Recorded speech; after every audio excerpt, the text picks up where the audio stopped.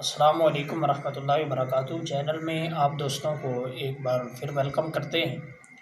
تو اس سے پہلے ہم نے صفت ایمان مفصل اور صفت ایمان مجمل پڑھی تھی، تو آج ہم پہلے کلمے سے یعنی کلمہ طیبہ سے آغاز کریں گے۔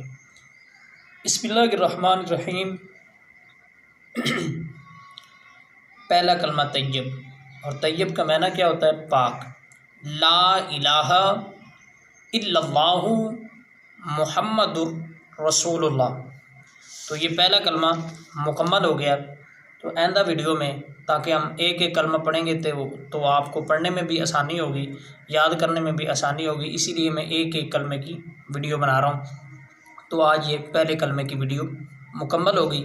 اس کے بعد ہم دوسرا کلمہ پڑھیں گے، پھر تیسرا، پھر چوتھا، پھر پانچواں، پھر چھٹا، پھر آگے ہم نماز شروع کریں گے۔ تو آئندہ ویڈیو کے لیے اللہ حافظ۔ السلام علیکم ورحمۃ اللہ وبرکاتہ۔